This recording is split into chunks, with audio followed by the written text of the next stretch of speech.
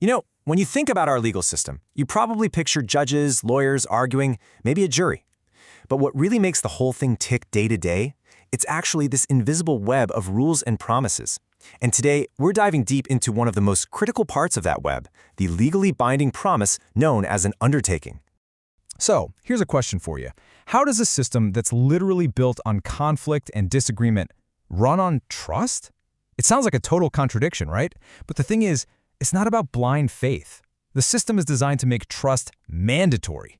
And it does this through something called formal undertakings. These are legally binding promises made to the court. Now, these aren't just casual agreements or pinky swears. They are the absolute bedrock of how things get done, and they carry serious consequences.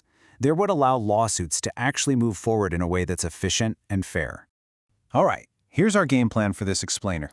We're going to cover what these formal promises are, how they pop up all the time during the information gathering phase, that's called discovery. Then we'll look at the automatic deemed undertaking that protects everyone's privacy.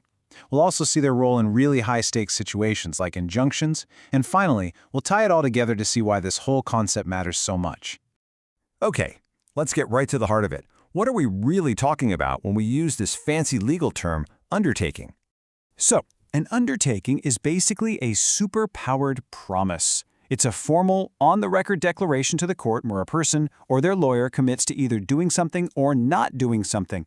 And let me be clear, this is no mere handshake deal. It is just as binding as an order from a judge. And if you break it, you're in a world of trouble. Let's look at a super common scenario where these come up. The discovery phase. This is where both sides have to exchange all their information. But what happens when you're being questioned under oath and someone asks you for a specific number or a detail that you just don't have in your head right at that moment? Well, instead of bringing the entire process to a screeching halt, the lawyer can give an undertaking, a formal promise to go find that answer. This happens all the time, and it's governed by rules like Rule 31, which keeps things moving.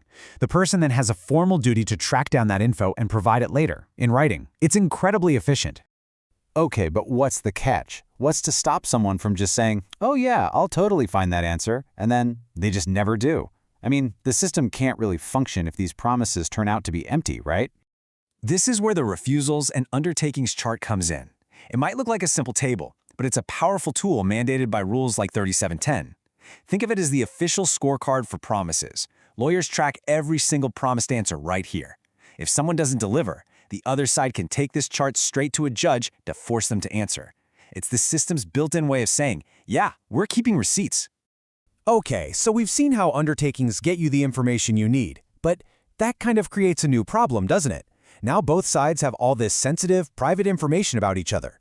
What's to stop them from leaking it to the press or using it in a totally different lawsuit for their own advantage? And the system has this brilliant solution, the deemed undertaking rule. Now, the key word here is deemed. It means this promise is automatic. The second you get your hands on discovery materials, the law considers you to have already promised not to misuse them. You don't have to say a word. This cone of silence just snaps into place around everyone involved. The best way to think about it is like an automatic non-disclosure agreement for the lawsuit. You can absolutely use the information to prepare your case, question witnesses, analyze evidence, anything you need to do for this specific case. But using it for anything else, sharing it with business partners, giving it to a journalist, using it in another fight, that is a huge breach of this deemed promise. Now let's ramp up the stakes and look at an even more intense situation. Imagine you need the court to immediately stop a competitor from, say, using your stolen trade secrets. You can't wait for a full trial. You'd ask for something called an interlocutory injunction, a powerful order that freezes their actions right now. But hang on, there's a massive risk here. What if you're wrong?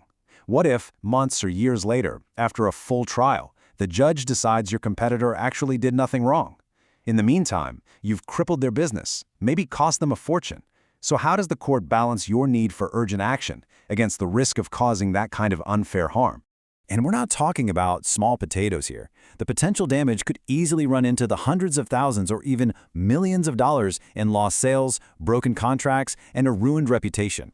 The court has to have a way to protect the person getting hit with that injunction. And this is where the undertaking as to damages comes in, and it's required by Rule 40.03. To get that powerful injunction, you first have to promise the court that you will pay for any and all damages it causes if you end up losing the case. It's basically like posting a security deposit or taking out an insurance policy. It guarantees that if you're going to use the court's power, you're also on the hook for the consequences. So as we've seen through all these examples, undertakings aren't just some minor technical rules buried in a law book. They are truly fundamental pillars that hold up the entire structure of our justice system. So let's just bring it all together. You have undertakings that make sure everyone gets the full story during discovery. You have the deemed undertaking that automatically protects privacy. You have the tracking charts that provide real accountability. And you have undertakings that act as a financial safety net for really powerful court orders. Each one serves a critical function, promoting efficiency, privacy, accountability, and ultimately, fairness. And that really brings us to the big takeaway here. Undertakings show us that the legal system isn't just a free-for-all battle. It's a carefully balanced ecosystem that absolutely depends on these binding promises to work. Without them, it's pretty hard to imagine how the system could operate with any real trust, efficiency, or justice at all.